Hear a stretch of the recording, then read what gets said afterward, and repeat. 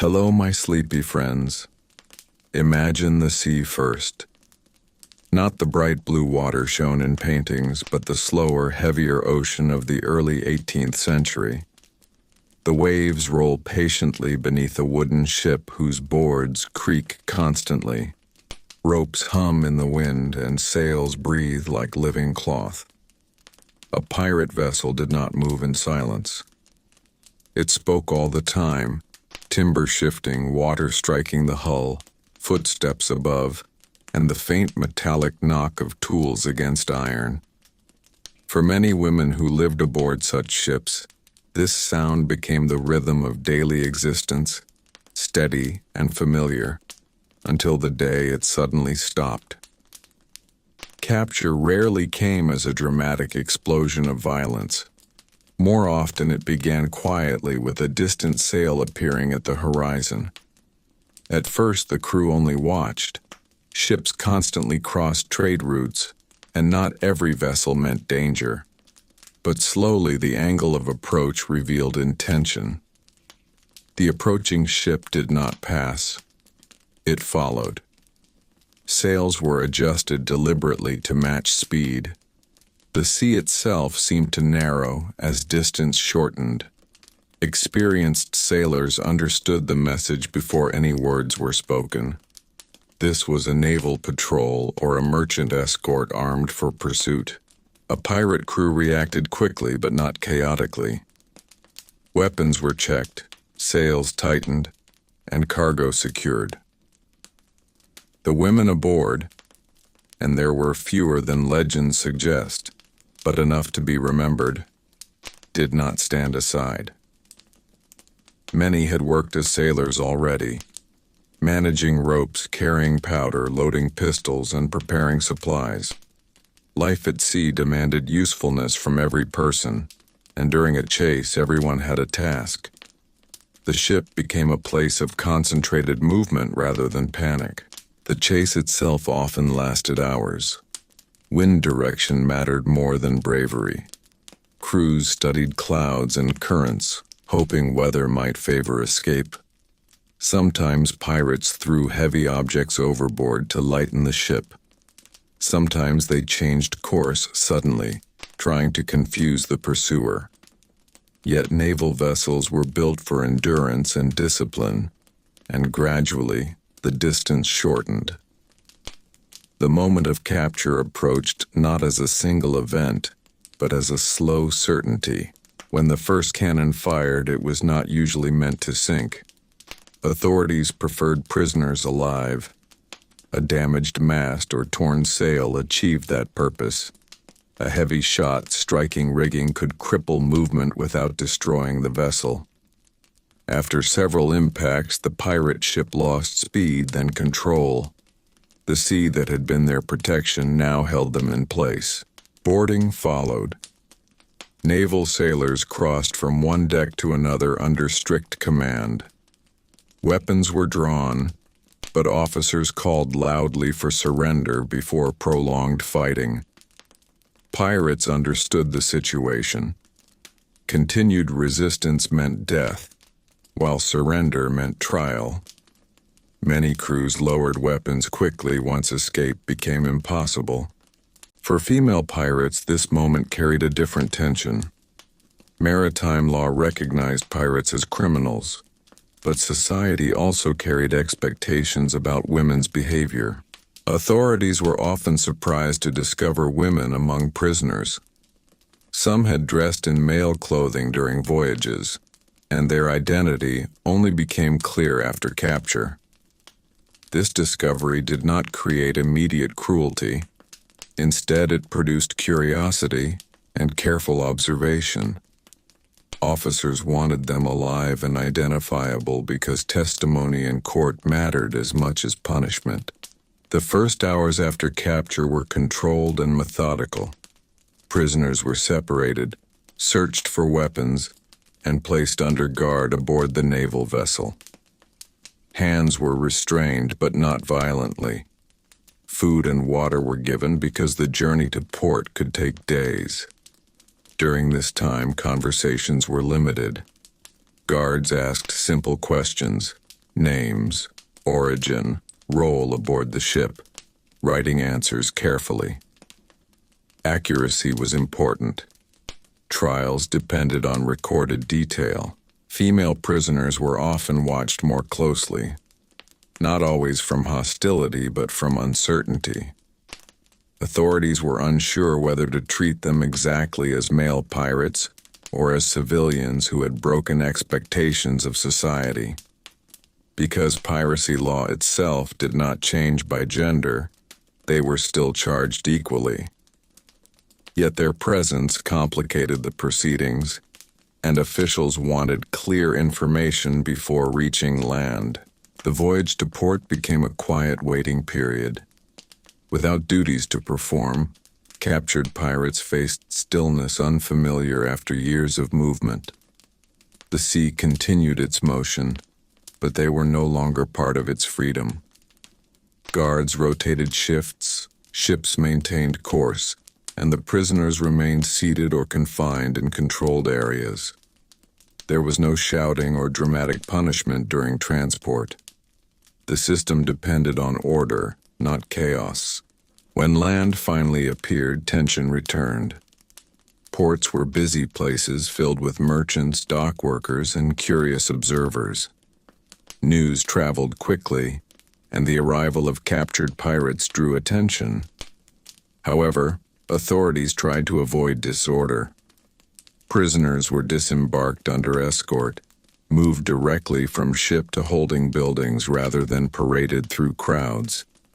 Officials understood that trials required calm conditions. Imprisonment on land differed greatly from shipboard confinement. Buildings were still, the ground unmoving beneath their feet.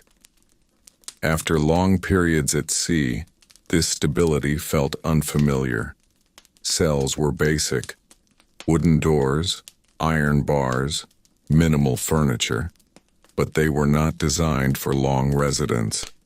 Trials were scheduled relatively quickly because piracy disrupted trade routes, and governments wanted resolution. During imprisonment, questioning continued. Not harsh interrogation as sometimes imagined, but repeated interviews establishing roles aboard the vessel. Courts distinguished between leaders and ordinary crew. Those who commanded ships faced the most serious charges. Others might argue they had been forced or joined under limited choice. Female pirates sometimes claimed compulsion or disguise for safety, and courts recorded these statements carefully. The legal process itself followed a clear pattern. Witnesses were called, captured cargo was identified, and naval officers described the encounter. Female prisoners were examined respectfully but thoroughly, as identity affected testimony reliability. Records show that courts were less focused on spectacle than on documentation. Each statement entered written proceedings that would justify the final decision. What followed depended on multiple factors: evidence, previous crimes, and sometimes personal circumstances such as pregnancy, which courts recognized under law as a reason to delay punishment. This legal detail would become significant for certain well-known female pirates whose cases survive in documents today. As evening settles over the harbor and the prison grows quieter, we pause at this moment of uncertainty, where sea life has ended but judgment has not yet arrived. Capture was not immediate punishment. It was the beginning of a slow legal process where identity, testimony, and circumstance determined fate within the structured systems of early modern justice. Mourning inside a coastal prison did not begin with noise but with routine. The building itself woke slowly. Guards changed shifts, keys moved from one hand to another, and the corridor carried the echo of footsteps rather than shouting. Captured pirates, including the women among them, now lived inside a world completely opposite to the sea. There was no rocking deck, no wind pulling at clothing, no horizon. Instead, there were walls that did not move, and a ceiling that remained always in the same place. For many who had spent years aboard ships, the stillness felt almost heavier than chains. Authorities treated the holding period seriously because piracy trials required careful preparation. Each prisoner was recorded in writing. A clerk sat at a small wooden table with ink and paper, asking questions one at a time. Name, age if known, place of origin, occupation before sailing, and length of time at sea were written carefully. The answers mattered because courts tried to establish whether a person had willingly chosen piracy or had been forced by circumstance. Female prisoners often described complicated paths to the ship. Some had traveled with relatives, some had disguised themselves for safety during voyages, and others had joined crews gradually while already living in port towns connected to trade routes. During these early days, confinement remained controlled but not chaotic. Food was plain: bread, broth, sometimes salted meat. Water was provided regularly because authorities wanted prisoners alive and able to stand trial. Guards observed behavior closely. Cooperation often led to calmer treatment, while attempts at disorder resulted in tighter supervision. Female prisoners were usually kept in separate cells or sections, not for privilege, but for administrative clarity. Officials needed accurate identification and wanted to prevent confusion during witness testimony. Outside the prison, the port town responded with curiosity.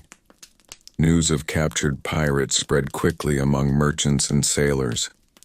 Piracy affected commerce directly, so people followed trials with interest. Yet officials tried to prevent crowds from interfering. The government's goal was not public spectacle, but demonstration of lawful authority. Trade depended on confidence in protection, and orderly trials reinforced that confidence.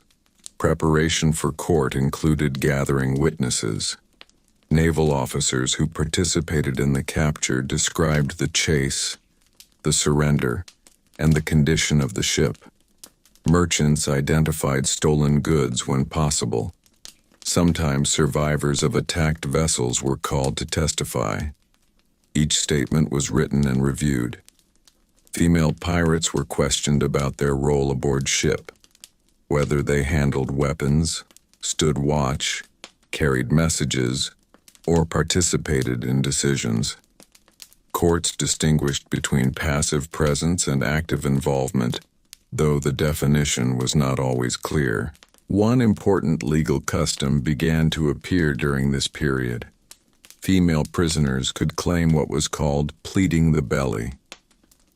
Under early 18th century law, a pregnant woman sentenced to death could receive a delay in punishment until after childbirth. Because of this rule, matrons or local women were brought to examine the prisoner respectfully and confirm the condition. The examination was conducted formally and recorded by the court. This was not leniency toward piracy, but adherence to legal tradition that valued procedure as much as judgment. Days passed slowly inside the prison while outside the harbor continued normal life. Ships arrived with cargo, dock workers unloaded goods, and markets opened each morning. The captured pirates could hear distant sounds: gulls, waves against the shore, and bells marking time. Reminders that the world continued even as they waited for decisions beyond their control. Eventually, the trial day arrived. Prisoners were escorted under guard from the cells to a courtroom building, often near the harbor so naval officers could attend easily. The room itself was orderly: a raised seat for the judge, tables for clerks, and space for witnesses. There was no theatrical setting, only structured procedure. Each prisoner stood in turn while charges were read aloud. The language was formal, listing acts of piracy committed upon the sea against lawful trade. Female pirates were addressed directly, their identities confirmed, and they were asked to respond. Some spoke firmly, some quietly, but all understood the seriousness of the moment. Testimony followed in sequence. Officers described capture, witnesses spoke of stolen cargo, and written records were presented. The court focused on evidence more than emotion. The outcome depended on what could be proven rather than rumor. Hours could pass in this careful process. The court listened, the clerk recorded, and the judge considered. When proceedings paused, prisoners were returned briefly to holding areas before the final decision. This waiting period often felt longer than the voyage to port, because now the sea could no longer offer escape. Only the law determined what would happen next. As evening approached and shadows lengthened outside the courthouse windows, the legal system moved steadily toward judgment. For the captured women, the transition from sailor to defendant was complete. The ocean, once their environment, had been replaced by documents, witnesses, and rules written on paper. Their fate would now be decided not by wind or skill, but by testimony and recorded law within a world that valued order above all else. The courtroom grew quieter as the final testimonies ended and the judge prepared to speak. Outside, the harbor continued its ordinary activity, ships rocking gently at anchor, sailors shouting routine commands, and merchants counting cargo. Yet inside the chamber everything slowed. For the captured pirates, especially the women among them, this moment marked the true end of their life at sea. Until now, there had still been uncertainty. Perhaps evidence would be unclear. Perhaps witnesses would contradict each other.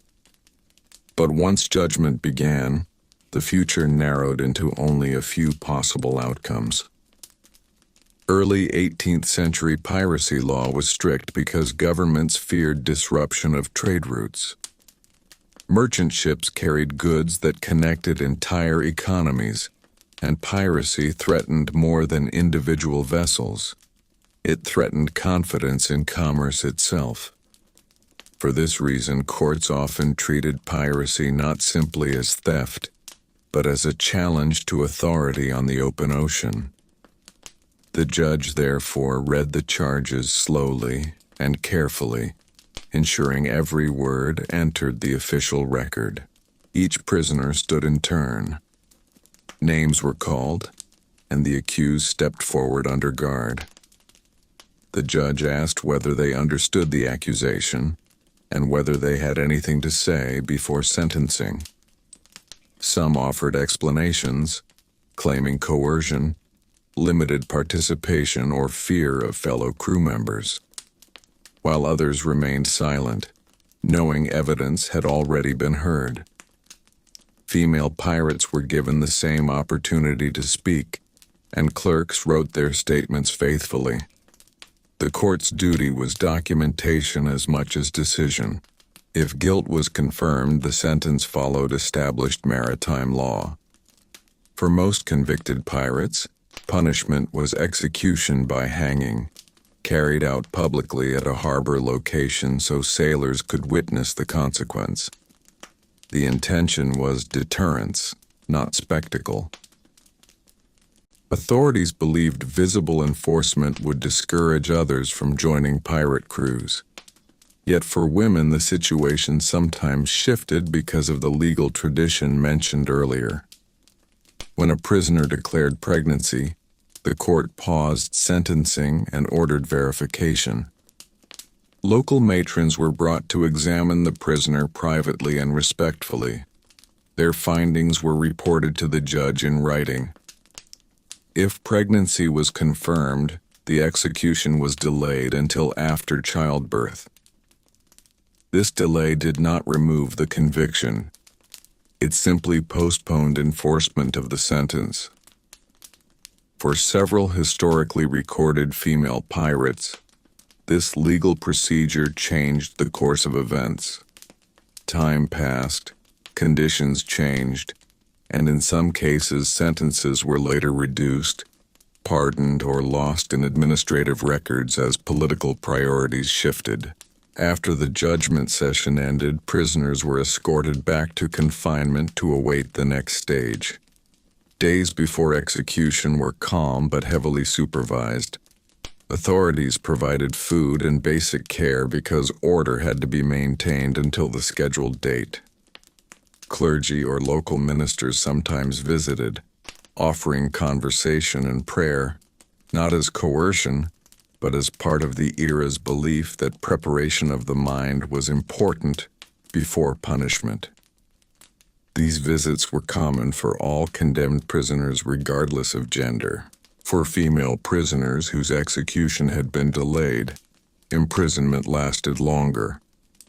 They remained in custody while awaiting childbirth, guarded but not mistreated.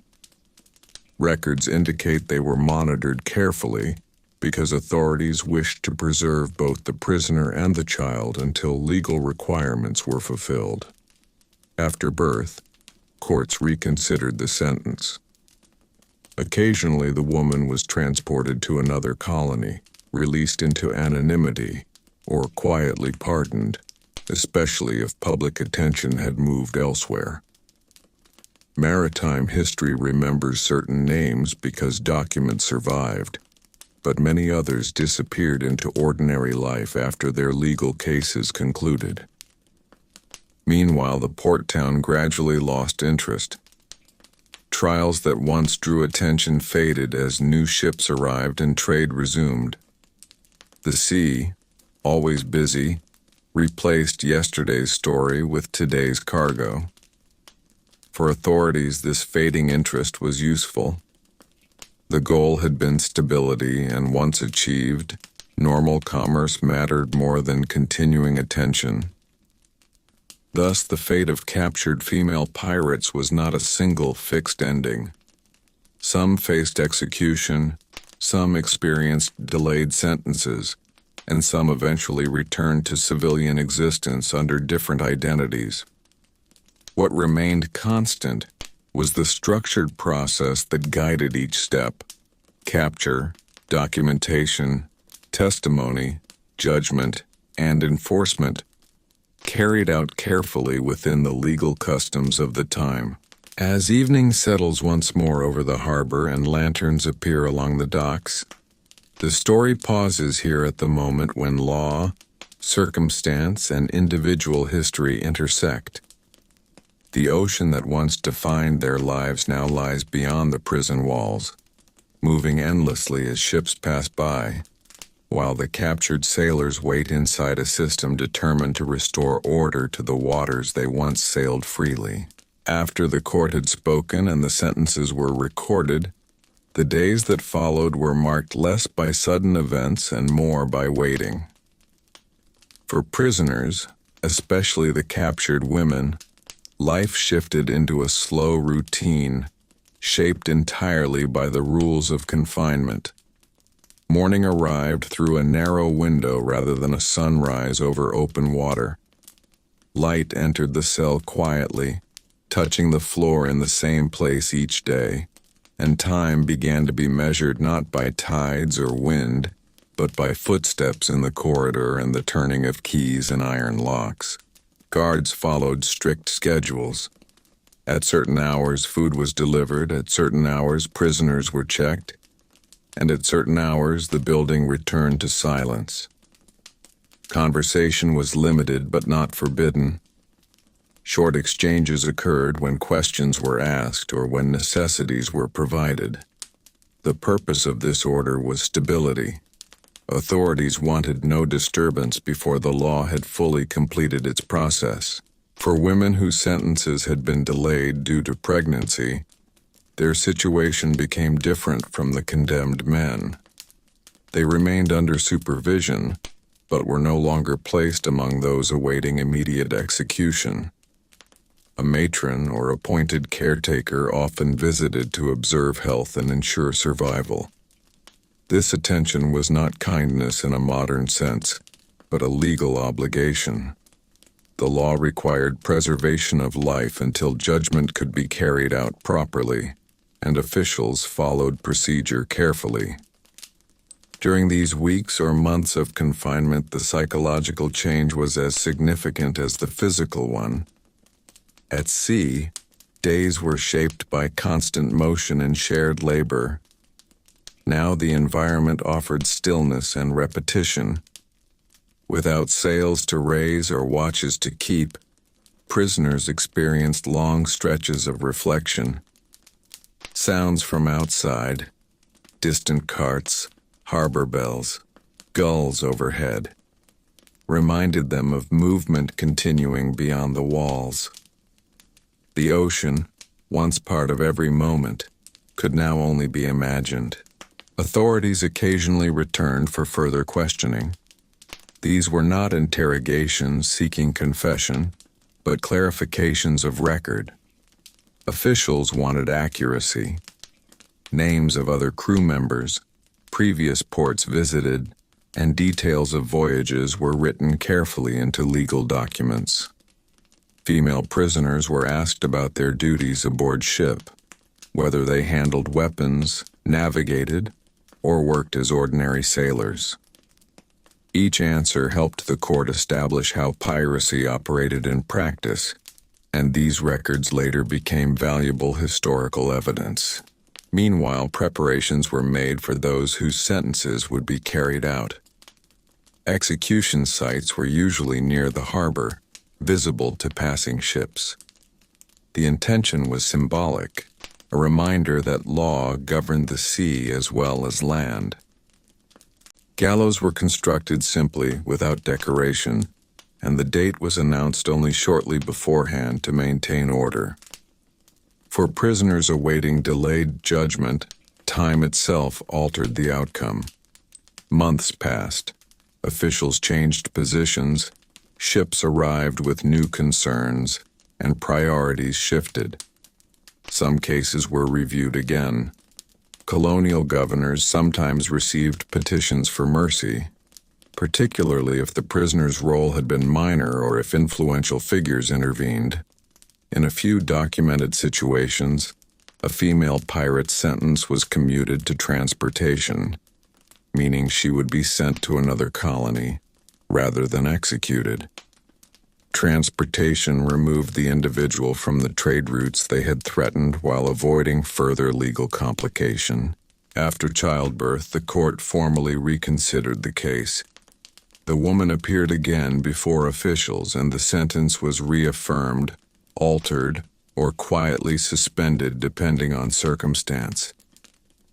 Records show that not every condemned female pirate was ultimately executed.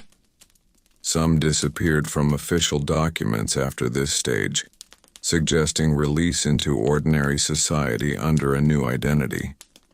Port cities were large enough to allow anonymity, and without modern identification systems, a person could begin a different life. For those released, the transition back to civilian existence was gradual. They did not return to piracy easily, because ships required trust and reputation, and both had been broken. Instead, they often settled in coastal communities where maritime knowledge remained useful, sewing sails, preparing supplies, or working in taverns serving sailors. The sea remained near, but their role within it had changed permanently. As twilight falls again across the harbor and lanterns flicker along the docks, the story rests at this point of transformation.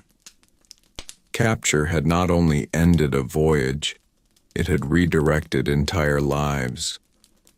Some paths ended abruptly under the authority of the law, while others bent quietly back into society.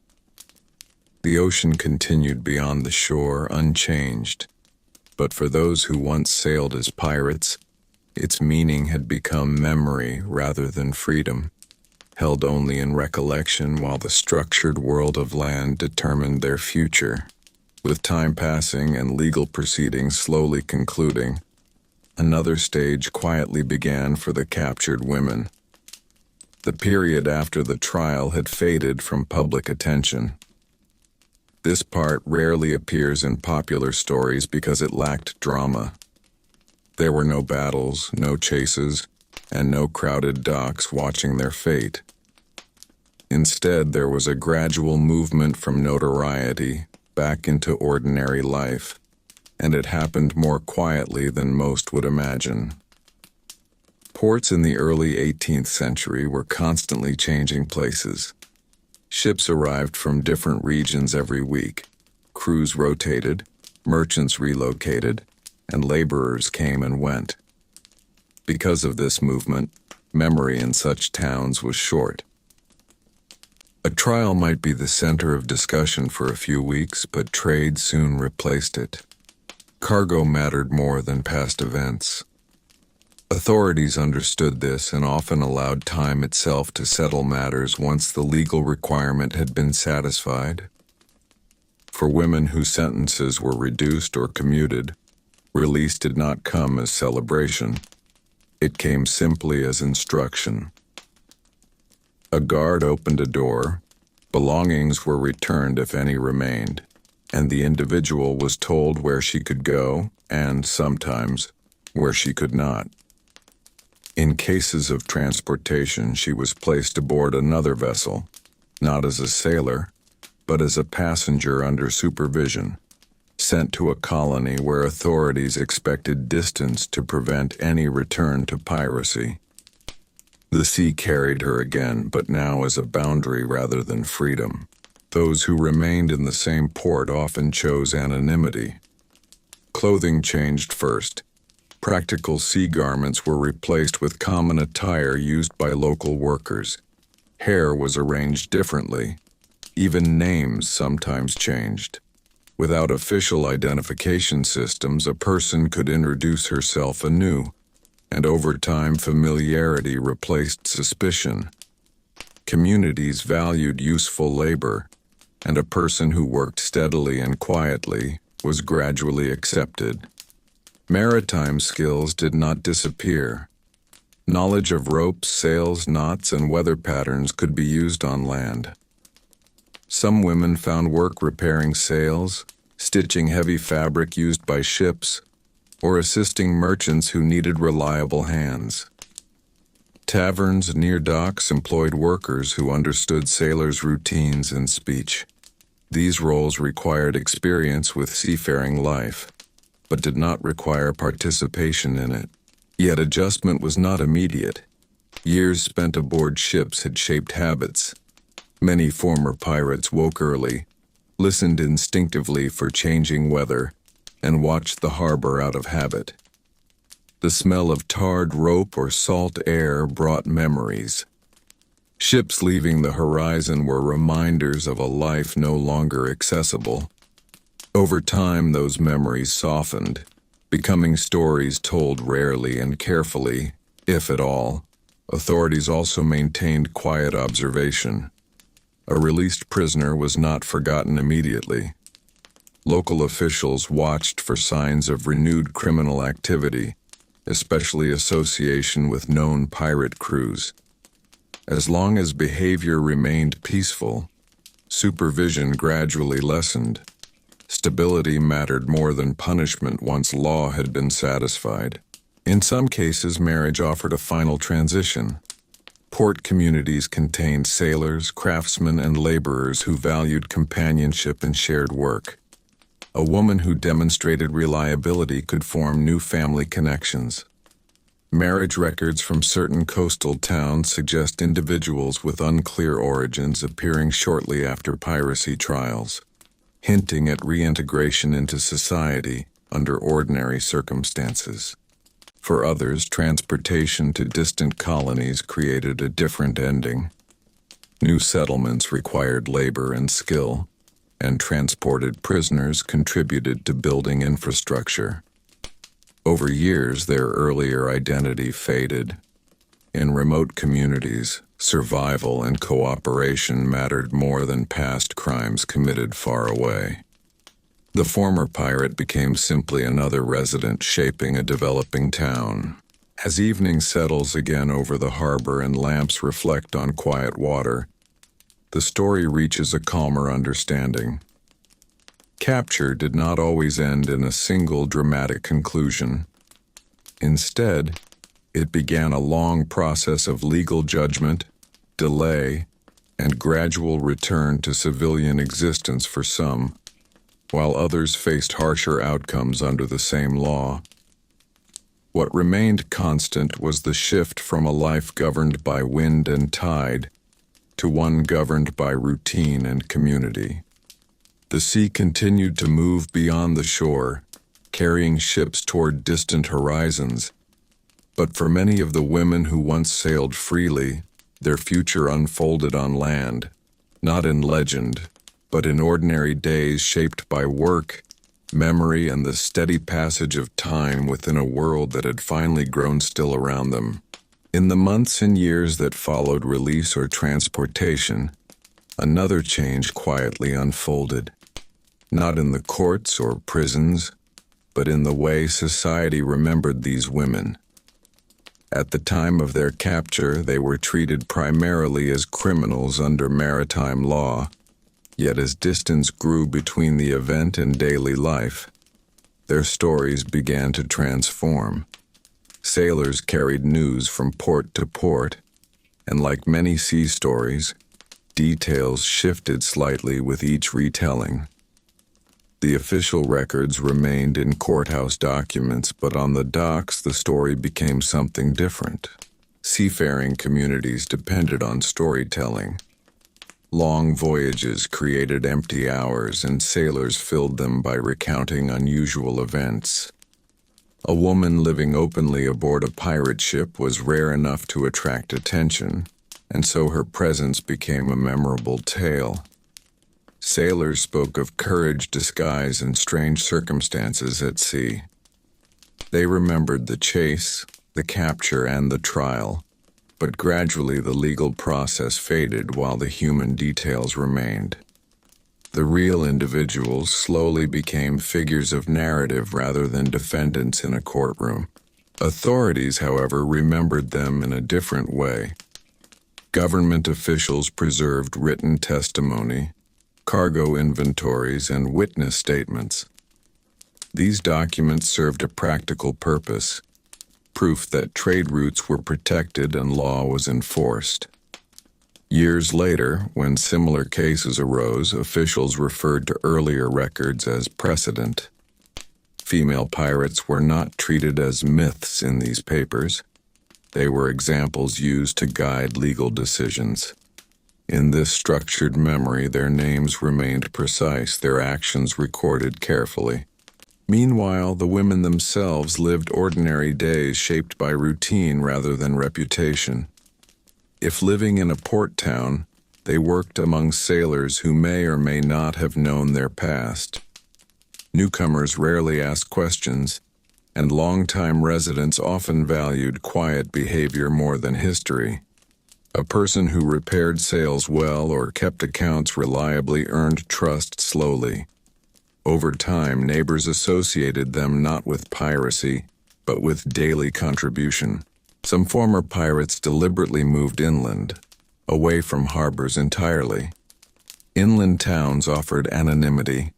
Farming communities cared less about maritime stories and more about shared labor. Here, the sea became distant memory.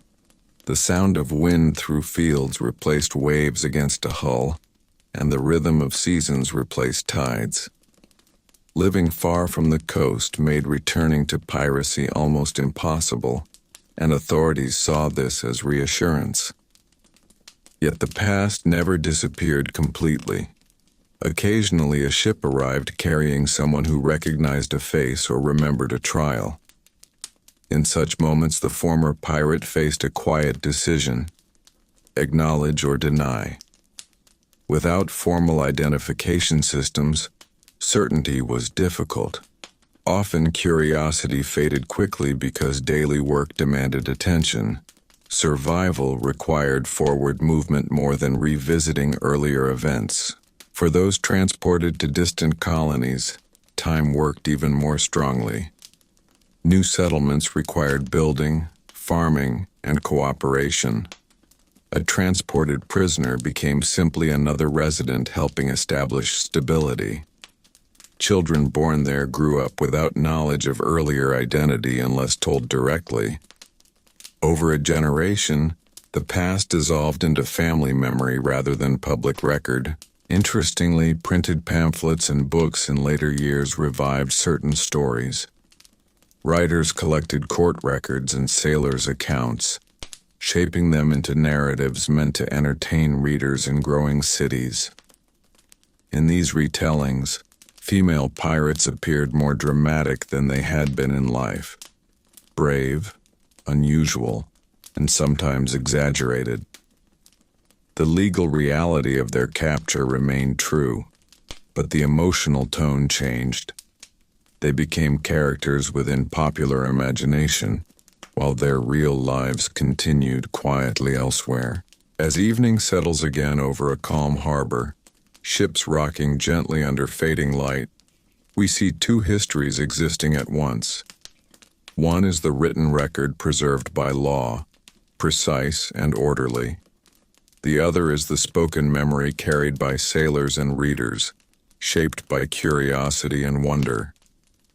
Between these two, the actual women lived ordinary lives, working, aging, and adapting within communities that valued stability more than legend. Thus, the story after capture does not end with the courtroom. It continues into memory, reputation, and gradual transformation. The sea kept moving beyond the shore, and although their voyages had ended, the echoes of those journeys traveled further through stories than the ships themselves ever had. As years passed and the immediate memory of trials faded from the docks, another quieter consequence began to shape the lives of the captured women: the loss of the sailor's rhythm. Life at sea had followed a strict but natural pattern. Watches divided the night, sails were adjusted at regular intervals, and every person aboard depended on the cooperation of the others. Even danger created structure. On land, that structure disappeared, and adjustment required patience rather than courage. A former pirate waking in a coastal town no longer listened for orders shouted across a deck. Instead, she heard shopkeepers opening shutters, carts rolling over uneven streets, and distant church bells marking the day. Time became measured by community activity rather than wind direction. For someone accustomed to constant movement, standing still felt unfamiliar. The ground did not shift, the horizon did not change, and there was no lookout scanning the distance for sails. Work on land followed repetition different from a voyage. Mending nets, repairing sailcloth, preparing food for dock workers, or helping merchants organize supplies required steady hands but not sudden action. At sea, decisions were quick because storms allowed no delay. In town, patience mattered more than speed. Goods had to be sorted carefully, fabric stitched slowly, and accounts written clearly. Gradually, practical skills learned aboard ship found quieter uses. Community life also introduced new expectations. A sailor's crew shared responsibility automatically, but a town required conversation, greeting neighbors, and participating in local customs. Market days, seasonal gatherings, and shared meals brought people together regularly. Former pirates learned to take part in these routines, and through repetition, they became less noticeable. Familiarity replaced curiosity. The neighbors who once whispered about a newcomer soon discussed ordinary matters instead: weather, prices, and daily work. For some women, memories of the sea remained strong. Watching ships depart stirred reflection rather than desire. They understood the risk and uncertainty of that life more clearly than those who imagined it from shore. The ocean had offered freedom, but also constant danger and instability. On land, there was predictability: meals at certain hours, sleep in the same place each night, and relationships that did not vanish with the tide. Authorities rarely interfered once behavior remained peaceful.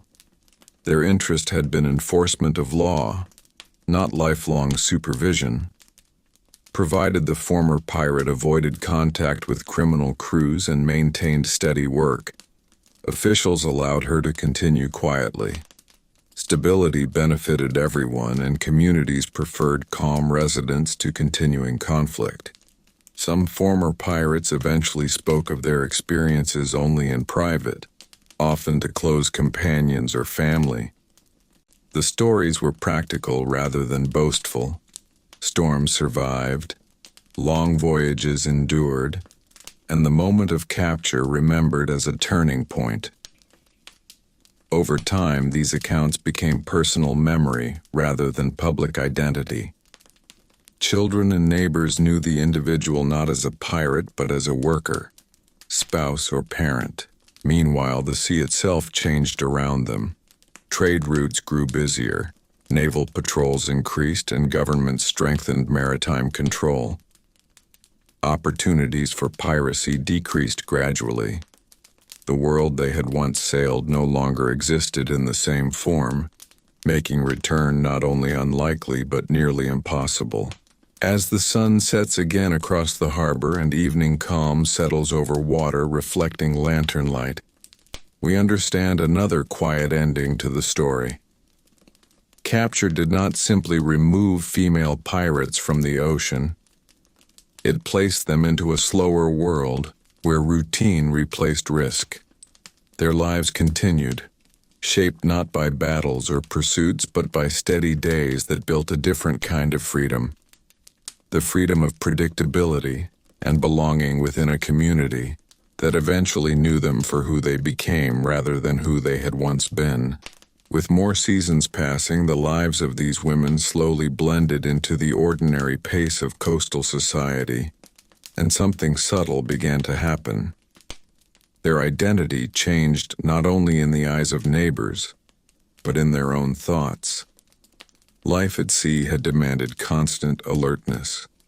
Every sound mattered, every cloud could signal weather, and every sail on the horizon required attention. On land, however, the world moved differently. Days repeated in gentle patterns, and nothing depended on sudden decisions made in moments of danger. Morning now meant lighting a hearth, opening a shop shutter, or walking to a market stall rather than climbing a wet ladder to adjust a sail.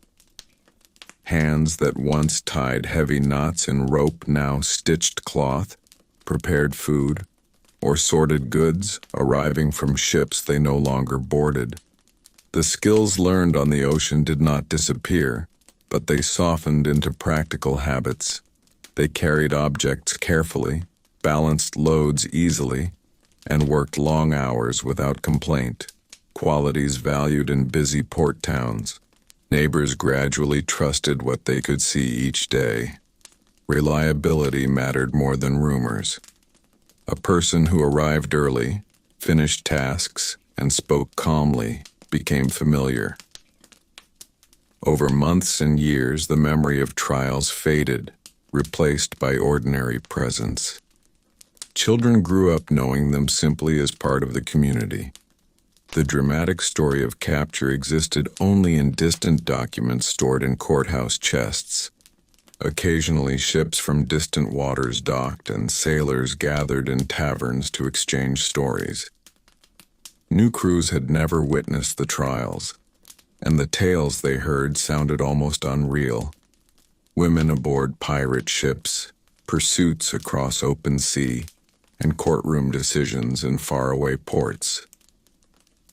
For those living quietly nearby, these stories felt distant from daily life. They listened without revealing recognition, allowing the legend to remain separate from their present reality. The harbor itself offered constant reminders. Masts lined the waterfront, sails folded neatly while cargo was unloaded. Watching from shore, they could judge the wind direction instinctively, notice a poorly tied line, or predict approaching weather by the shape of clouds. The sea was still understood deeply, yet it was no longer a place they entered. Instead, it became something observed, like an old path no longer traveled. Years changed the physical landscape as well. New buildings appeared along the docks, warehouses expanded, and naval patrols increased. Piracy gradually decreased as maritime law grew stronger, and ships traveled in organized convoys. The dangerous opportunity that once existed on open routes slowly disappeared. Even if a former pirate wished to return, the conditions that allowed such life had faded. Community connections strengthened over time. Shared work, shared meals, and seasonal gatherings created belonging stronger than reputation. Participation in daily routines, buying bread, helping neighbors, attending local events, shaped identity more than past actions. People remembered present behavior, not distant accusations. For authorities, this quiet transformation fulfilled their purpose. The goal had never been endless punishment, but restoration of order. When individuals lived peacefully and trade continued safely, the law considered its task complete. Records remained stored, but attention moved to new concerns facing the growing maritime world. As evening settles again and the last ships secure their ropes for the night, calm water reflects lantern light across the harbor. Somewhere beyond the horizon, the ocean continues its endless motion. Yet for the women who once sailed under uncertain flags, life now rests within predictable days. Capture had not only stopped their voyages, it had anchored them to a different existence, one defined not by pursuit or escape, but by steady routine, quiet work, and the gradual comfort of belonging to a place that no longer feared them.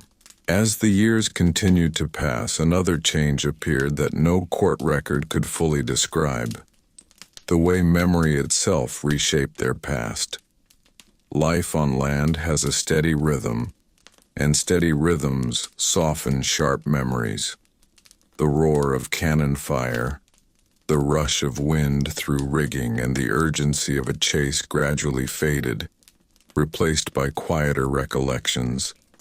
The sound of waves striking the hull at night, lantern light swinging gently from a beam, and long hours beneath open sky filled with stars. In ordinary coastal towns, seasons marked time more clearly than dates. Winter brought shorter days and indoor work near the hearth. Spring reopened the harbor with increased trade.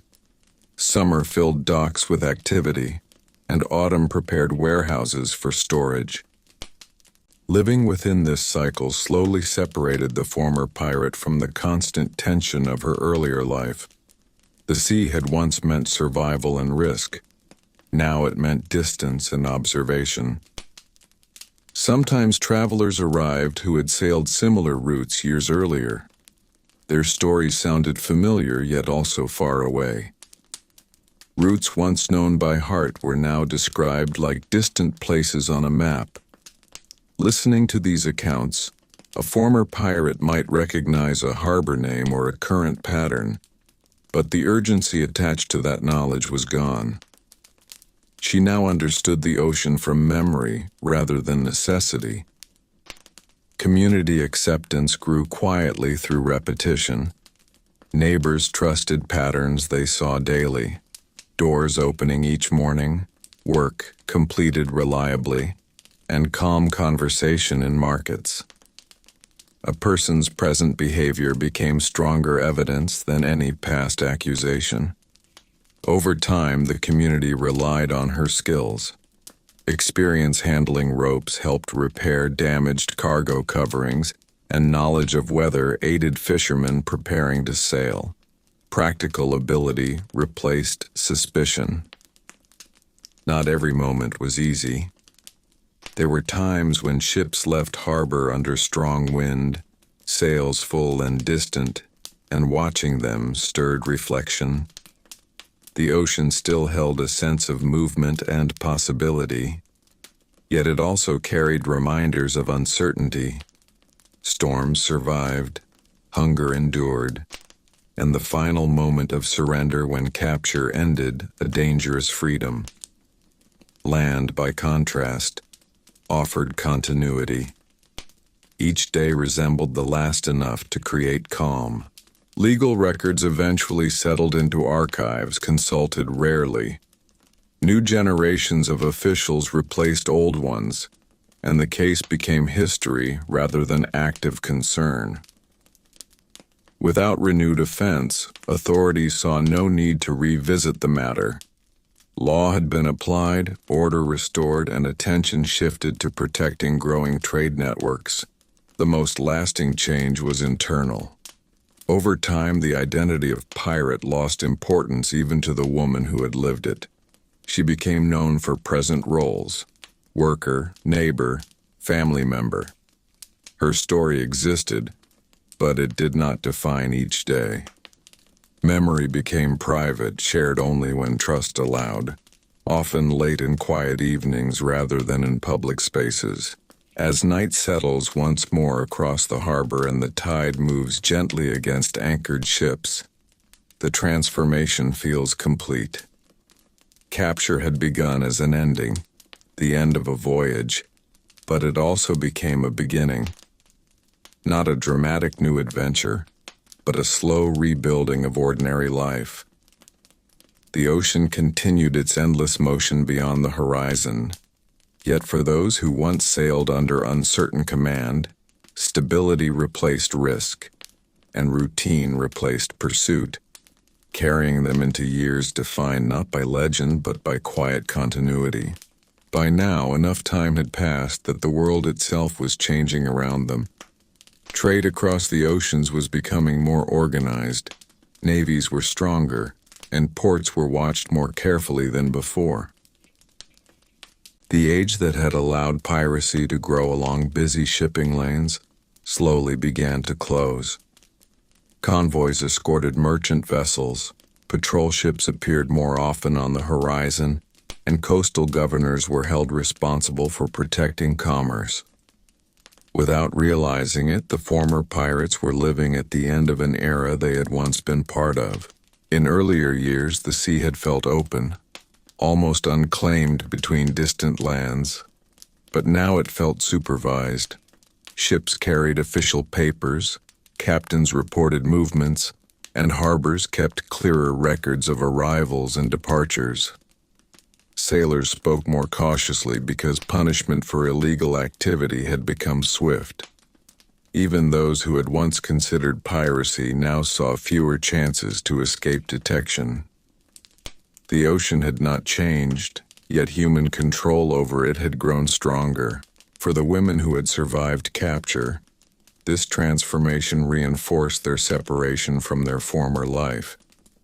They watched ships depart with orderly crews, organized cargo, and naval protection. The chaotic independence of pirate vessels no longer appeared in the same way. Stories of roaming pirate ships became less frequent each year, replaced by accounts of trade agreements and expanding empires. Daily life on land continued steadily. Work in docks, markets, and homes followed predictable routines. Some women who once sailed now helped prepare supplies for merchant crews, drying food, stitching canvas, packing barrels, or keeping accounts. They understood sailors' needs better than most and could anticipate problems before a voyage began. Their knowledge, once used outside the law, now supported it quietly. Occasionally, younger sailors asked older residents about past times at sea. These conversations were calm rather than dramatic. A former pirate might describe storms, long crossings, and the discipline required to keep a ship moving. But she spoke carefully about piracy itself. The lessons she shared emphasized danger and uncertainty rather than excitement. To listeners, the life sounded harder than adventurous. Years brought aging as well. The physical strength needed for ship work faded naturally, and land offered a gentler pace. Walking familiar streets required less effort than climbing rigging in wind. Comfort came from repetition. Same meals, same neighbors, same safe nights. The ocean had demanded constant readiness. Land allowed rest. Authorities no longer watched closely unless trouble appeared. Records existed, but daily peace mattered more than revisiting old crimes. Many officials preferred stability to punishment that had already served its purpose. As long as the individual remained within community life, the past was rarely mentioned. In quiet evenings when the harbor grew still and only water touched the dock pilings, memory sometimes returned, not as regret or pride, but as recognition of a different life once lived. The capture had marked a boundary between two worlds, one ruled by wind and risk, the other by routine and predictability. Both were real, yet only one continued. Thus the final truth begins to emerge. After capture, the fate of female pirates was not always a dramatic ending. For some it was a legal punishment, for others a delayed sentence, and for many a gradual return into ordinary society, while the wider world itself moved away from the conditions that had allowed piracy to exist. The sea still stretched beyond the horizon, but its role in their lives had changed permanently. As night settles over the harbor once more, lanterns reflecting across calm water, the story rests in this quieter understanding. The capture did not only stop their voyage, it carried them into the closing chapter of an age, where the freedom of the open ocean slowly gave way to the order of a more connected world, and their lives followed that same transition from uncertainty to stability. As the passing years slowly turned into decades, the women who had once stood on rolling decks began to notice something deeper than routine. They were now witnesses to a world they themselves no longer belonged to. New sailors came to the ports younger, trained differently and serving under stricter command. Ships were organized more carefully, cargo recorded more precisely, and discipline enforced before a voyage even began. The sea still looked the same from the shoreline, but the culture around it had changed. Where pirate crews once formed from loose alliances of sailors seeking opportunity, crews now signed contracts. Captains were accountable to companies and governments rather than only to their own judgment. Sailors were paid wages instead of shares taken by force. Harbors kept logs, and officials recorded crew lists. This order reduced the chance for secret activity and made it harder for piracy to return in its earlier form. Watching this transformation, a former pirate could clearly see that her own past belonged to a fading chapter of maritime history. Life on land deepened in its familiarity. The same markets opened each week, the same merchants negotiated prices, and the same neighbors crossed paths every morning. A person who lived steadily for many years in one place became part of its memory. People no longer saw a former prisoner. They saw a reliable resident, Children who had once heard rumors grew into adults who simply knew her as someone who worked, spoke kindly, and kept routine. Sometimes travelers brought printed pamphlets or small books recounting pirate stories. These writings often exaggerated details, turning real individuals into almost fictional figures. Reading or hearing such accounts created a strange distance. The woman described on the page sounded bold and dramatic, while the person living quietly nearby prepared meals or stitched fabric by the window. Legend and life separated, and she understood that memory and society followed its own path, not always matching truth. Old ship skills appeared in small moments. A sudden shift in wind made her glance toward the sky instinctively. The smell of tar or salt water could be identified before others noticed. She knew how a rope should be coiled and how a storm might arrive before clouds fully gathered. Yet these instincts were now habits rather than necessities. No one depended on them for survival, but they remained part of her experience. Community trust became her true protection. People valued predictability and kindness. Shared work, assisting neighbors, and participating in ordinary gatherings strengthened belonging. Over long periods, daily actions outweighed distant events. Stability gave a different kind of freedom, the freedom to live without fear of pursuit. As age advanced, the sea itself changed meaning. Instead of possibility, it became reflection. Watching ships depart no longer stirred thoughts of joining, but memories of endurance. Long watches at night, storms survived, and the moment when capture altered the path of life. The ocean remained vast, yet her place was now firmly on land. Authorities rarely revisited old cases. Records remained stored in courthouse chests, but new concerns occupied officials. Trade expanded, cities grew, and maritime law improved. The former pirate lived quietly within a society moving forward. Her story remained part of history but not part of everyday conversation, so the story continues not with sudden endings but with gentle conclusion.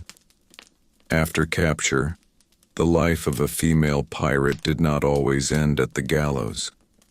For many, it turned into an extended journey away from the sea, a gradual blending into ordinary existence, while the world around her reshaped itself into a more regulated maritime age.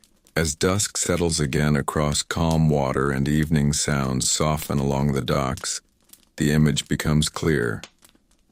A woman standing at the harbor's edge, not as a sailor waiting to board, but as a resident watching tides move in and out.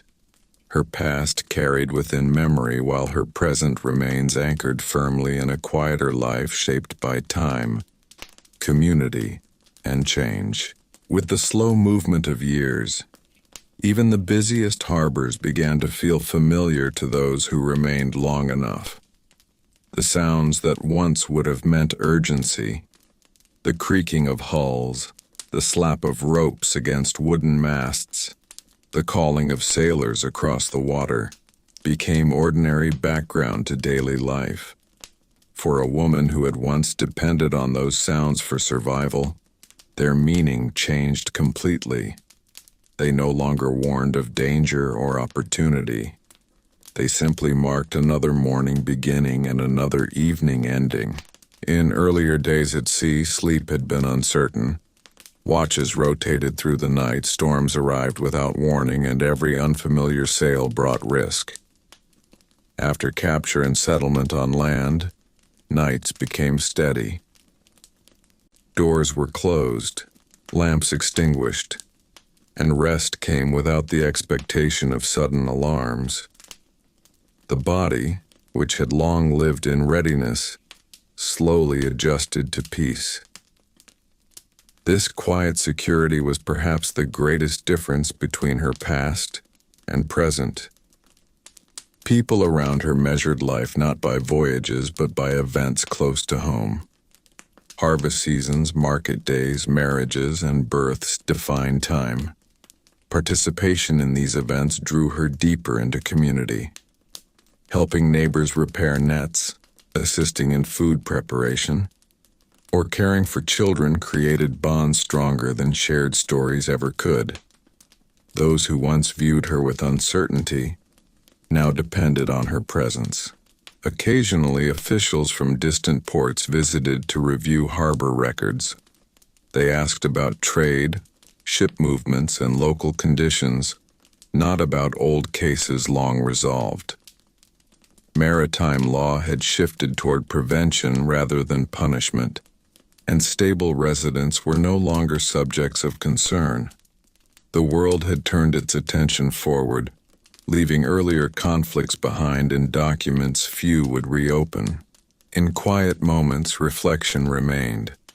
She understood that her capture had not only ended one life but preserved another.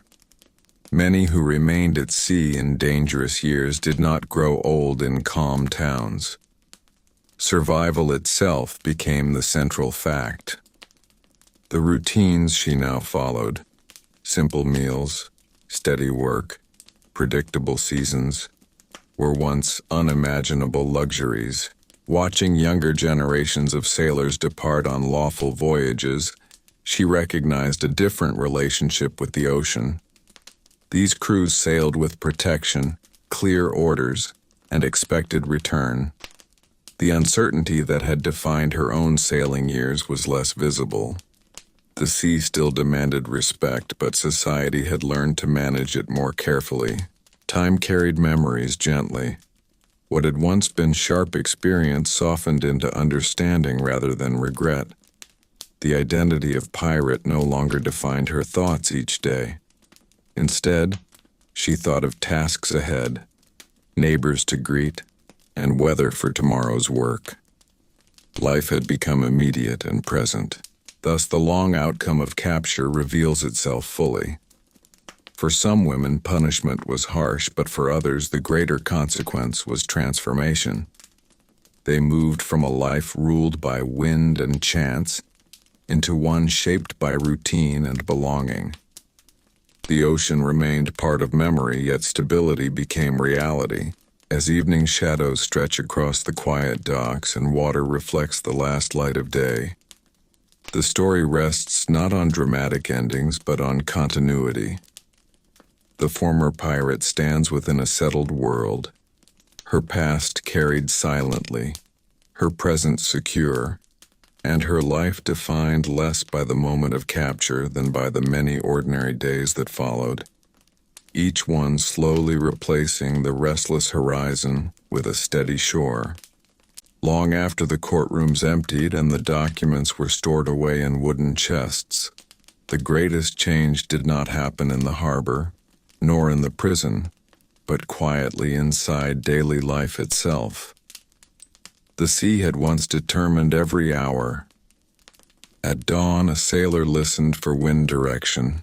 At midday, she worked rope and sail, and at night she slept lightly, always ready to wake at the first unexpected sound. After capture, however, time stopped belonging to the ocean and began belonging to the land.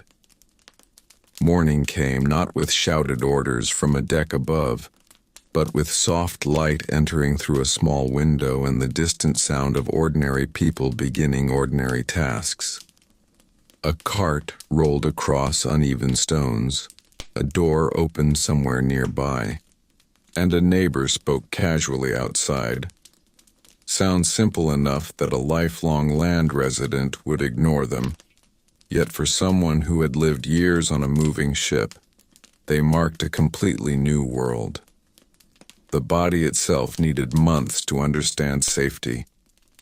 At sea, a sudden noise meant danger. A shift in silence meant a sail had torn, and a change in wind meant immediate work. On land, sudden noise often meant nothing at all. A dropped bucket, a barking dog, or a passing wagon carried no threat. Slowly, the mind learned to rest. Sleep grew deeper. Nights passed without watch rotations, and for the first time in years, there was no need to wake before dawn to prepare for weather. The harbor remained visible, and that visibility was important. Living near the water meant memory never fully disappeared. Ships still entered with full sails and left with cargo, but now she watched from shore rather than deck.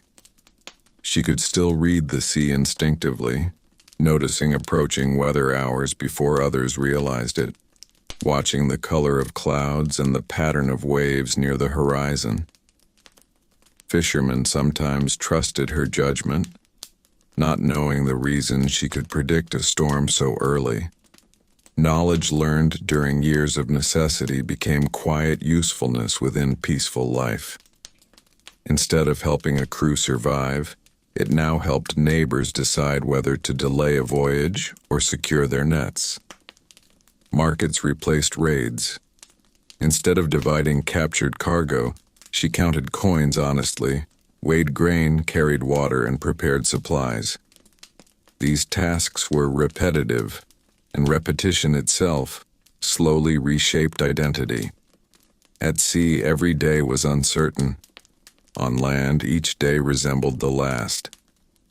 Predictability created belonging. People around her stopped asking where she had come from, and instead cared whether she would arrive tomorrow to continue the same work. Trust formed not through explanation, but through consistency. Weeks became months and months became years, until her presence felt permanent. Sometimes sailors visiting the port told stories of pirates still roaming distant waters. The listeners reacted with curiosity and excitement, imagining adventure and freedom. She listened quietly. She understood the cold nights, the hunger when supplies ran low, the fear when a sail appeared behind the ship and could not be escaped. To those on shore, piracy sounded romantic. To someone who had lived it, it had been exhausting survival. She did not interrupt the storyteller. Instead, she returned to her work knowing the truth required no correction. Seasons passed. Winters brought still harbors with fewer ships and long evenings indoors. Summers filled the docks again with noise and labor. Year after year, the repetition built a life stronger than memory. Even officials who once recorded her name forgot to look for it again. The legal system had completed its purpose. She was no longer a prisoner, nor even a suspect, but simply another resident within a growing town. Children who played in the streets never knew the difference between her and anyone else. To them, she had always lived there. The greatest change was internal. Once she had watched the horizon constantly, measuring distance and possibility. Now she watched smaller things, weather tomorrow, food for the week, neighbors' concerns. The world had become closer and calmer. The sea remained vast, but her life no longer depended on it. Capture had not only stopped a voyage, it had anchored her into ordinary time, a steady rhythm stronger than wind, tide, or pursuit, where days no longer rushed toward danger, but flowed quietly into one another without fear, without chase, and without the constant need to escape. Years did not erase the sea from her mind, but they changed its shape. What had once been a living force, something that demanded strength, obedience, and constant awareness, slowly became a distant horizon she could look at without feeling pulled toward it. Living near the harbor meant she still smelled salt in the air each morning, still heard gulls circling above masts, and still watched sails rise and fall with the wind. Yet none of it required her participation anymore. She had become part of the shoreline rather than the tide. The transformation was not sudden. In the first months after release or transport, she likely walked near the docks often, perhaps too often, as if reassuring herself that the ocean was still there. Ships would creak as they settled into their moorings, ropes tightening against wooden posts, and she would instinctively notice whether knots were secure. Old habits do not disappear quickly. A loose line might tempt her hands to fix it without thinking. Sailors would nod thanks, unaware that the correction came from years of lived necessity rather than casual observation. But gradually the urgency faded.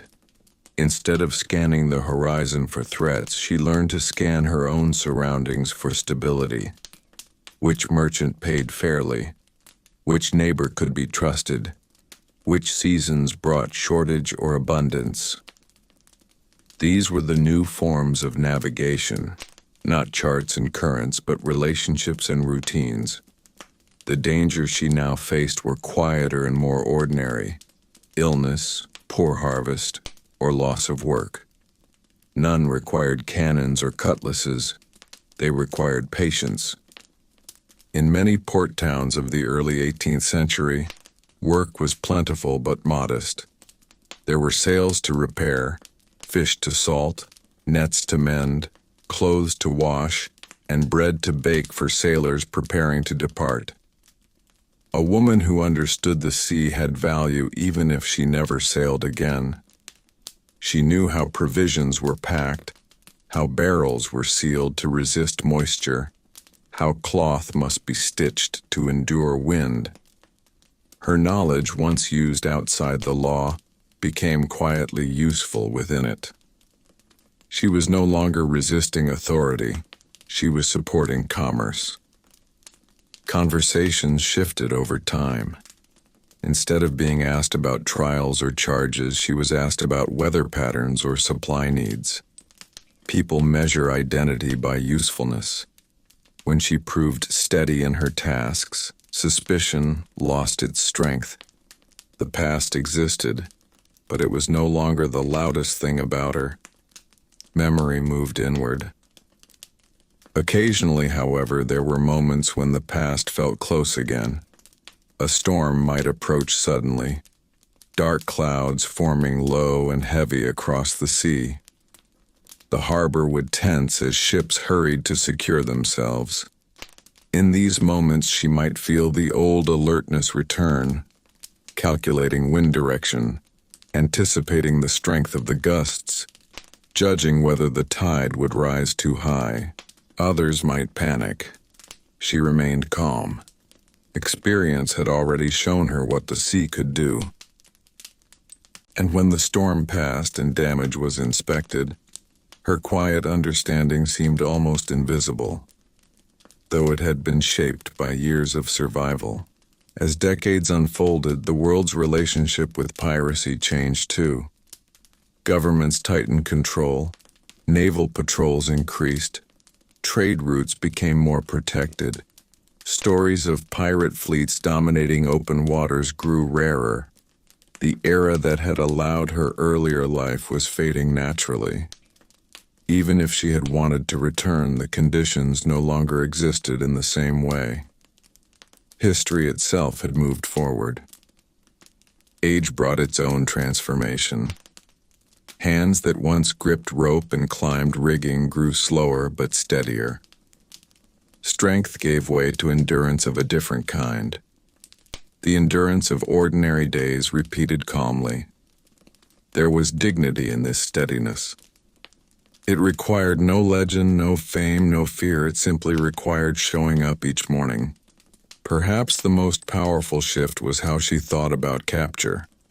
In the first months, it may have felt like an ending forced upon her. Years later, it appeared differently. It was a boundary line. On one side lay a life of motion, danger, and unpredictability. On the other lay routine, belonging, and quiet growth.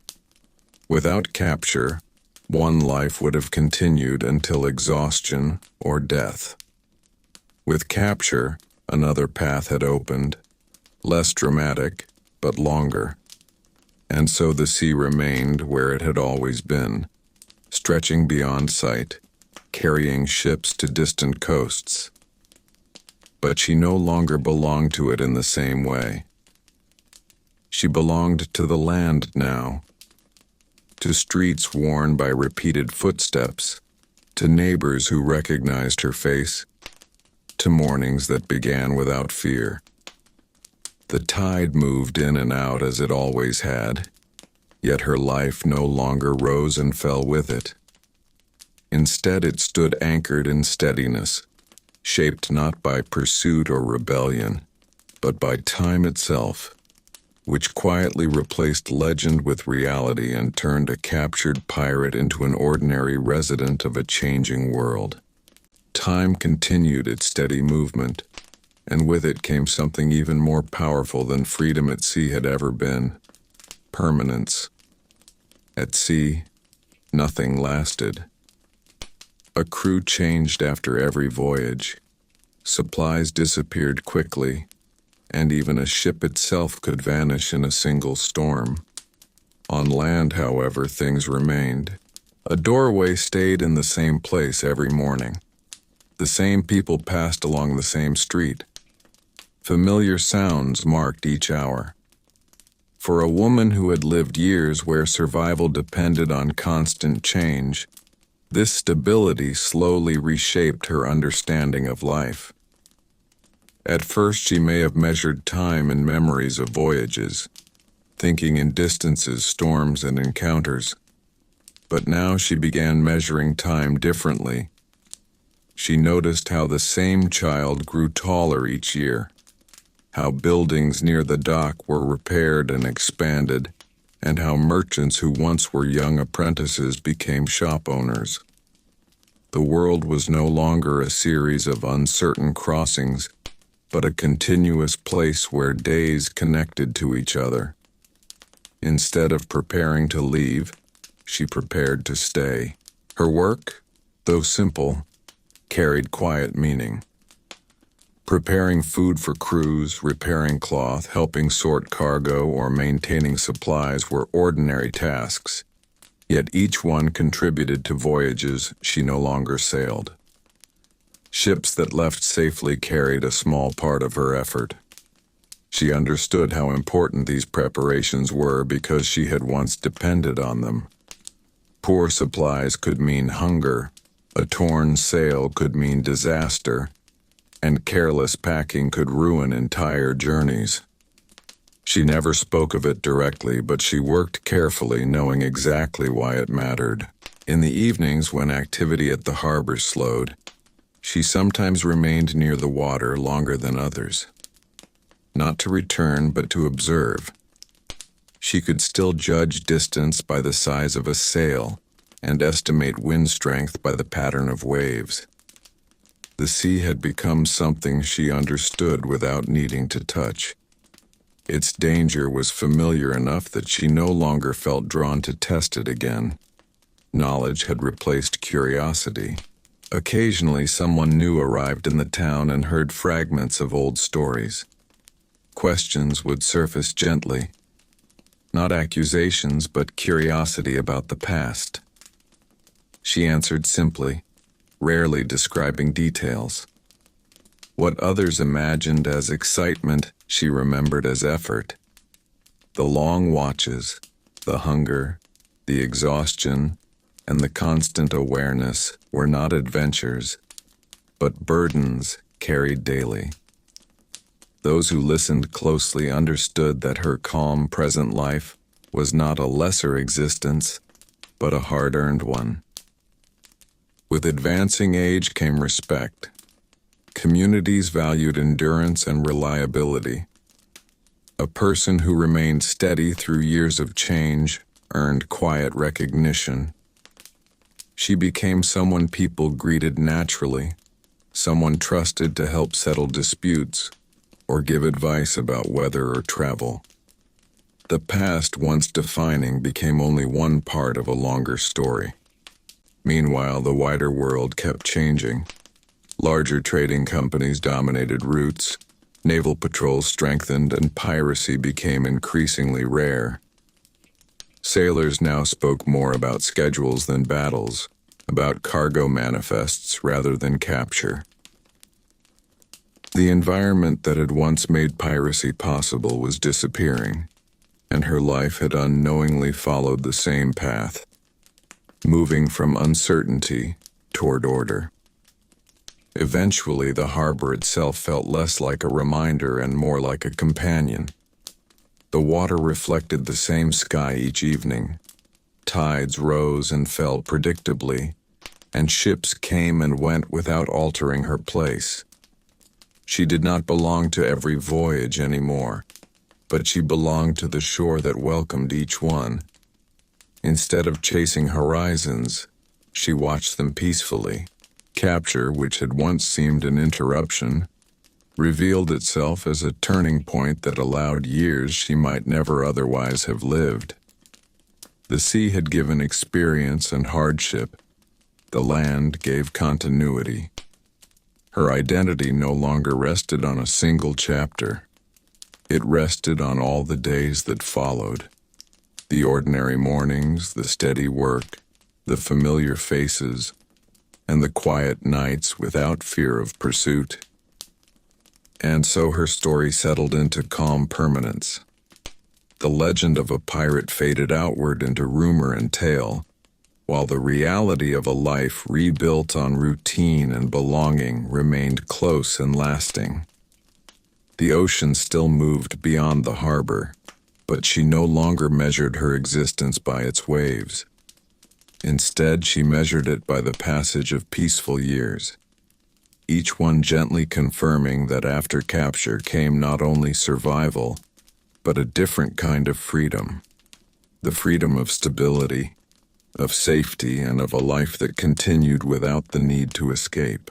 By this stage of her life, the harbor itself had become a kind of quiet clock. The tide rose along the wooden pilings, touched the same worn marks on the dock, and then slowly fell again, twice each day, never hurried and never late. Living beside it year after year taught patience. At sea, time once felt urgent. Every decision mattered immediately, and delay could cost survival. On land, however, time stretched wide and gentle.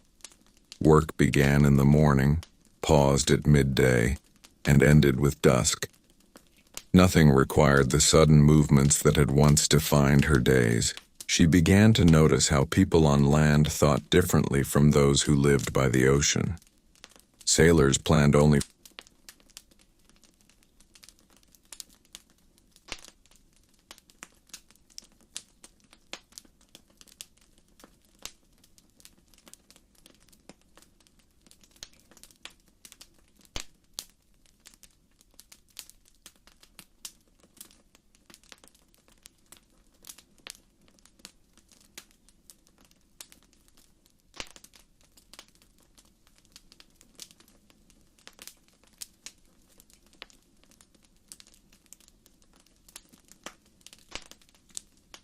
In earlier years, a crew relied on shared hardship to create loyalty.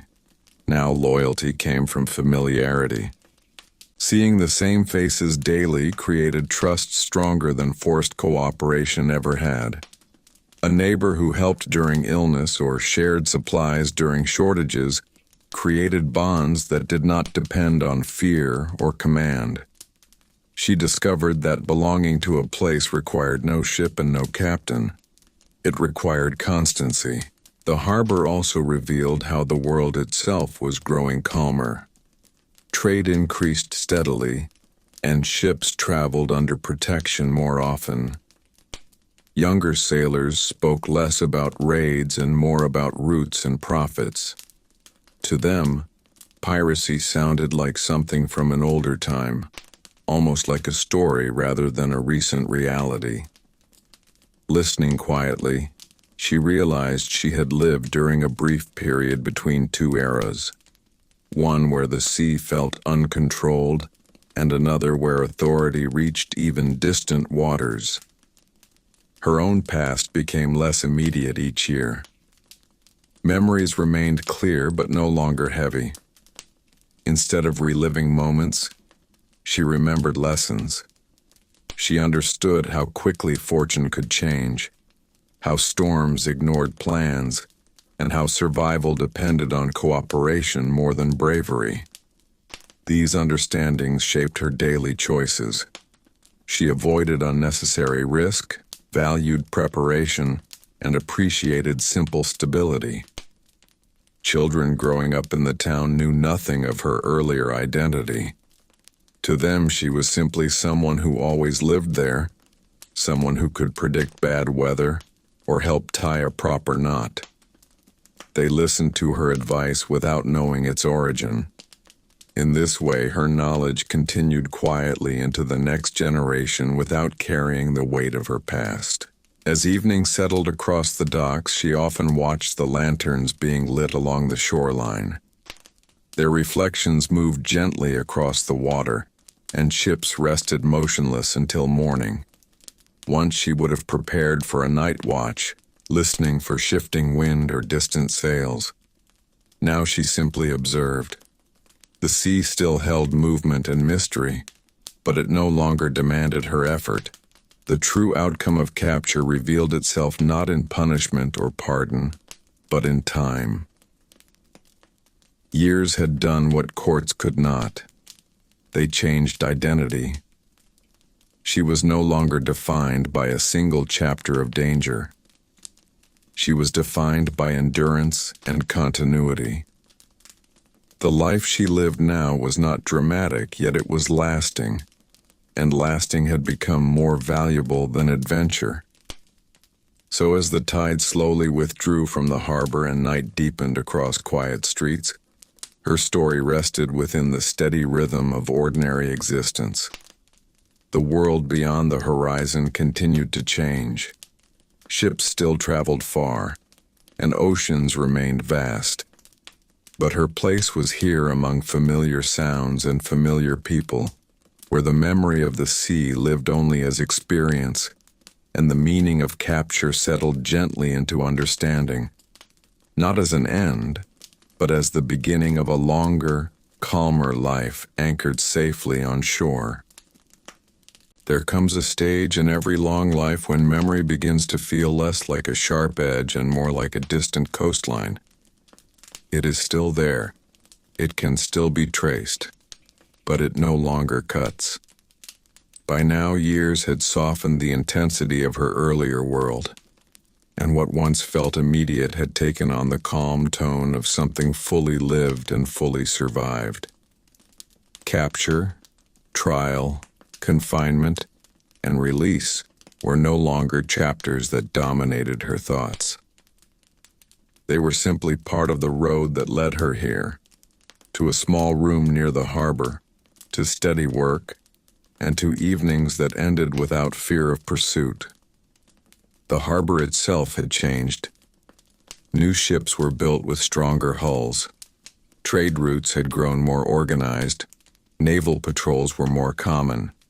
The age that had allowed pirate crews to move boldly across certain waters had faded into tighter control and expanding empires. The younger sailors spoke of contracts, wages, and company rules rather than plunder or rebellion. The sea still held danger, but it was a regulated danger now.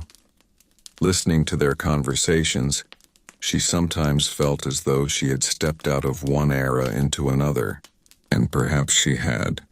There were moments when travelers passing through town brought news of former pirates whose names still carried rumor. Some had vanished in storms. Some had disappeared into distant colonies. Others had been executed long ago, their stories repeated in pamphlets and taverns.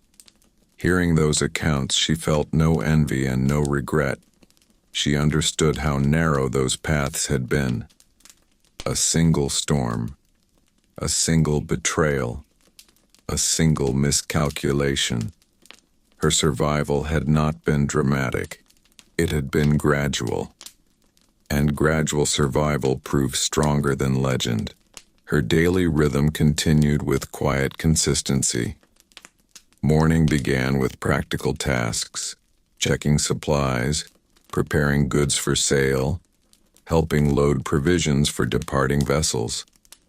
She moved through these routines without urgency, yet with precision shaped by long experience. She knew how salt affected wood, how humidity weakened rope, and how careless storage ruined cargo.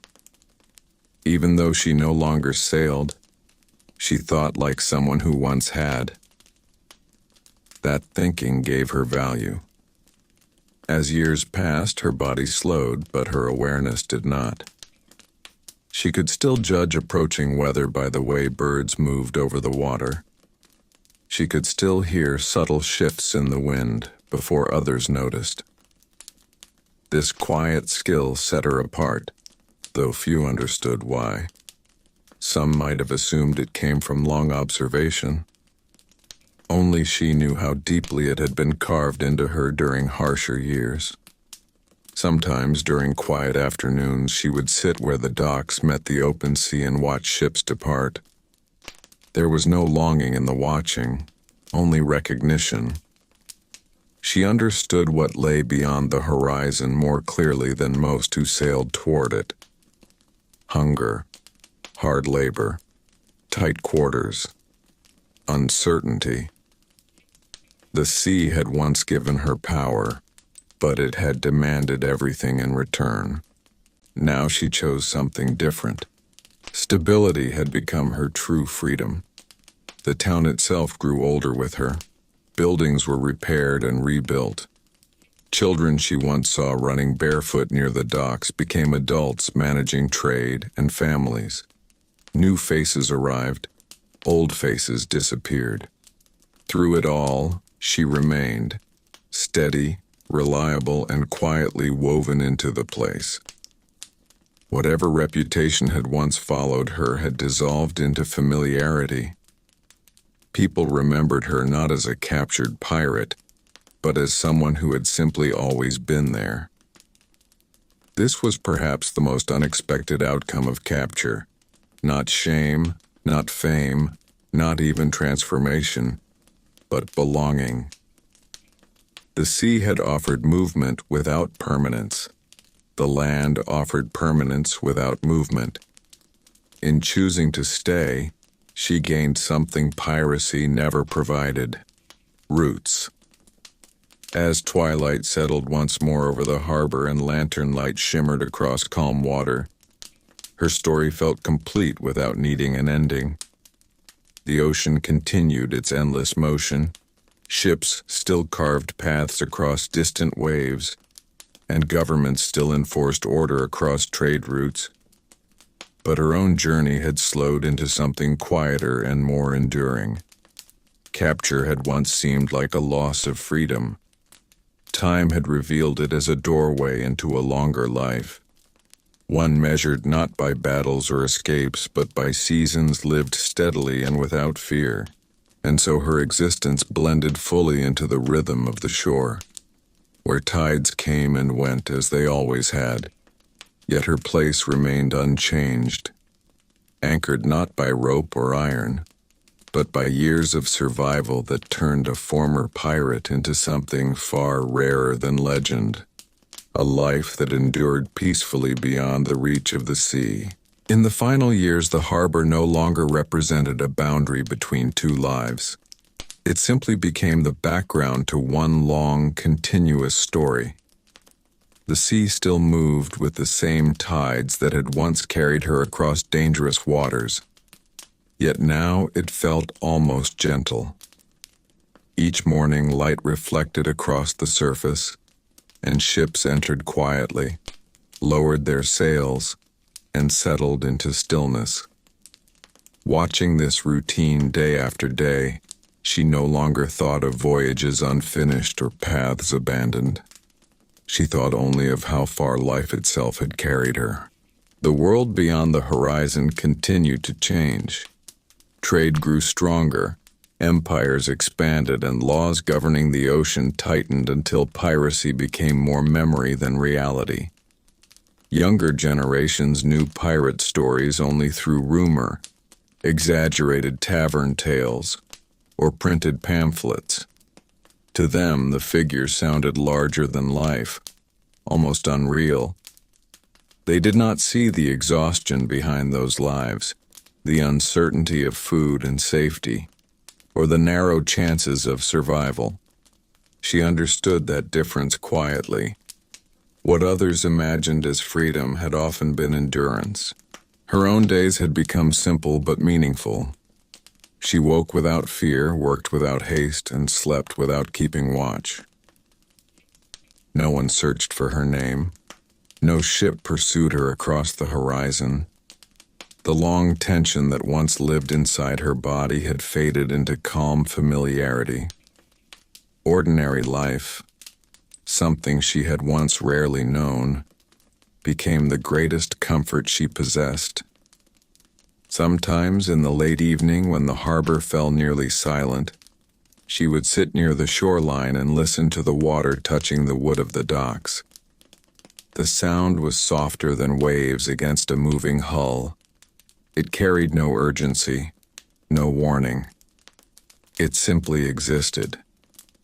In that sound she could feel both parts of her life at once, the years of motion and the years of stillness. And she understood that neither erased the other. They formed a single journey. Capture had once seemed like an ending forced upon her, the sudden closing of a life lived in constant motion. Yet time revealed a different truth. Capture had placed a boundary where none would have existed. Without it, the sea would have continued to demand everything until nothing remained to give. Because of it, she lived long enough to experience peace, familiarity, and belonging. Things rarely granted to those who never left the life of danger. As she aged, the people around her remembered her not for the past, but for her presence. She was the person who always walked the same path each morning, who offered advice about weather, who helped prepare supplies for voyages she never joined. The legend faded outward, but the person remained close. The community valued steadiness more than stories. One evening, as the sun lowered slowly beyond the water and the sky reflected warm light across the harbor, the tide moved in exactly as it had thousands of times before. Ships rested quietly, ropes creaked gently, and the town settled toward night. In that calm moment, her life held no drama, no pursuit, and no unfinished escape. It held completion, not a heroic ending, but a peaceful continuation. And that is the true answer to what happened to many female pirates after capture. Their stories did not always end at execution or eternal imprisonment. For some, history carried them into ordinary years lived quietly among ordinary people, where the greatest change was not punishment but time itself. The sea remained vast and restless, but their lives no longer depended on it. The ocean still stretches beyond the horizon tonight, waves moving endlessly under the darkening sky. Yet somewhere along a quiet shoreline, a life once shaped by wind and danger has come to rest in calm routine. And the story closes not with chains or gallows, but with steady years lived on land, where the past becomes memory and memory finally becomes peace.